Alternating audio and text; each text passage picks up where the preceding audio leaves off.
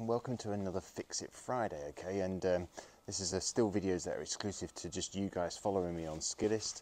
I do sometimes share them to other channels, but that's only to try and promote this because I'm trying to build up my followership on this site. If you know of anybody who thinks it might be beneficial from this, please forward it on to them. It's free to join Skillist. There's no expense. It's an opportunity to pass on videos that I feel and try and make you guys feel a bit more special, but it's stuff that I love to talk about. I love talking about the golf swing and how, you know, the Malaska system and how the M systems help my game, and I'm passing on this knowledge to you guys, where hopefully, you know, you'll become interested in it and explore it a bit more. So one of the questions that I've got asked this week about is dynamic loft.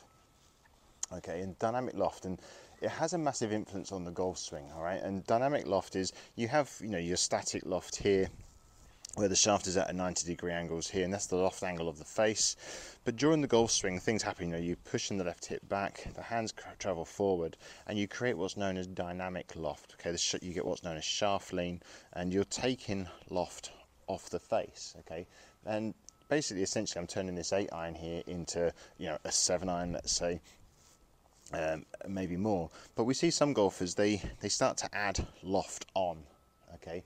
And the issue with this is obviously adding loft on, turn this 8-iron now into, say, a 9-iron, so you're going to hit a lot of high shots and you're going to hit a lot of weak shots as well. They're not going to go as far. So if I'm turning the angle in, it's all related to ball speed and swing speed and dynamic loft, and also angle of attacks and so on and so forth, can create the optimum launch angles and flights, and this is going to create the optimum distance for you overall. All right, so it's really important that you understand this. Now, I'm a big advocate in teaching the throw release or the throwing motion during the swing, this action of the right hand hinging and unhinging through the swing.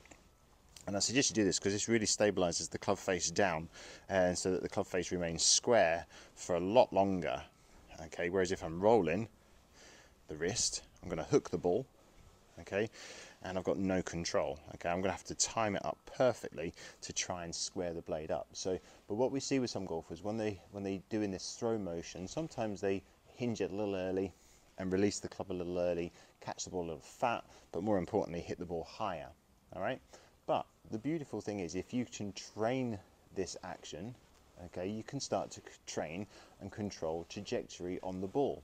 All right, I can train it by how much hinge I allow with this right hand, and the way to feel it really is with the knuckles. If I can keep the knuckles pointing towards my forearm for longer, this actually takes loft off the face, okay, and presents the ball or presents the club face back to the ball with a lot less loft. Okay, so I can hit the ball lower, and you get this ideal shaft lean. You don't have too much shaft lean either, though, because this can send the launch angle too low, and you'll end up, you know, you're looking for the perfect flight on the ball. Okay, the way I was taught it was you want to have a rainbow sort of flight. All right, so you want to create the perfect rainbow arc. You want to get good launch, good spin, and then the ball will pitch and arc down on the right angle. If you go too low, it's going to pitch too soon and the carry's not going to be there, so it's going to come in too low and maybe get a bit of run out, but you're going to lose a bit of distance that way. But then if it goes too high, you're going to get up and down, you're not going to get the distance you need as well. So you're looking for that optimum launch and flight. All right, so you can go too low with the hands, you can go too far forward. Now if you're playing a punch shot out under the trees or something like that, then perfect. You can also adapt it if you want to hit the ball higher. Okay, so with this motion, if I release the right hand a little earlier, I can hit the ball higher because I'm presenting more loft. So a classic example of this is, Tiger was great at this, is having ball flight control. So if you had a pin, for example, and it's tucked just behind a bunker, and you've got to get the ball to go up and stop pretty quickly, you want to stop it on a dime, you don't necessarily want the spin back, you know, the old classic, you know, zip it past and zip it back, because you can't control that. It's a strange way.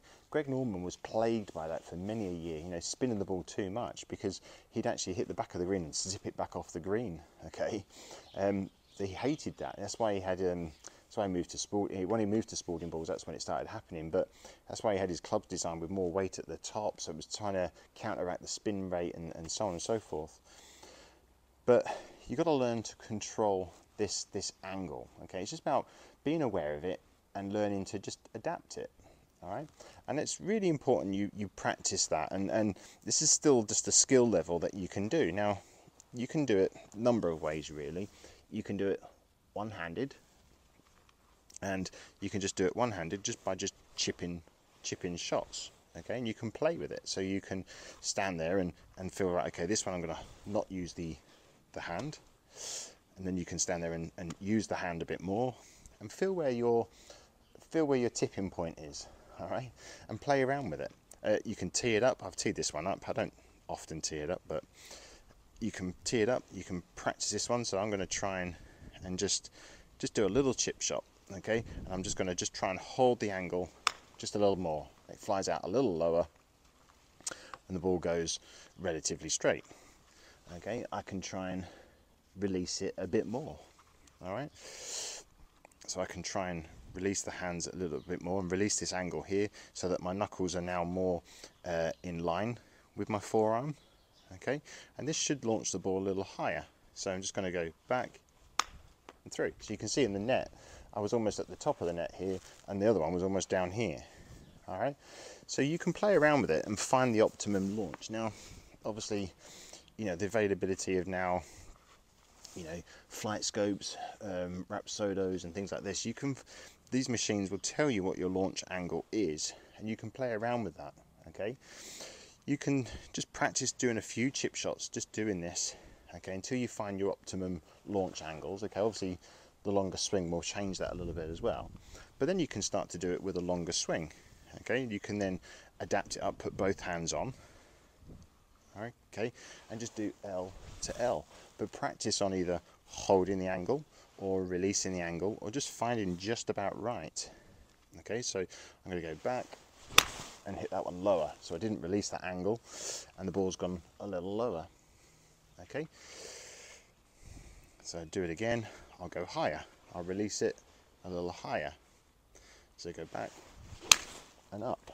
Okay, so I've allowed the club head to pass my hands, the right hand released earlier. I'm doing it all with this hand, and it's very important you understand that. Okay, you can gain optimum control by doing this. And also notice as well, I'm doing it at a very reduced speed. Now I can then go further.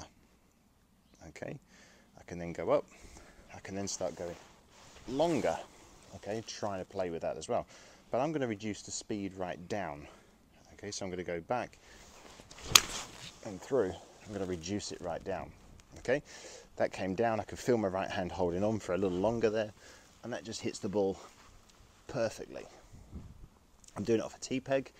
Why make my life harder when I'm trying these things out?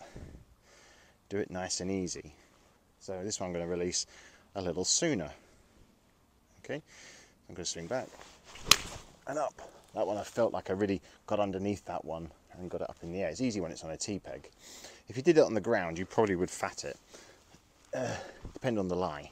If you're in a nice rough lie or something like that, sometimes that's a handy thing to do. You can get flyers, and you can change that a little bit by actually increasing the loft and hitting the ball higher so it lands a lot softer.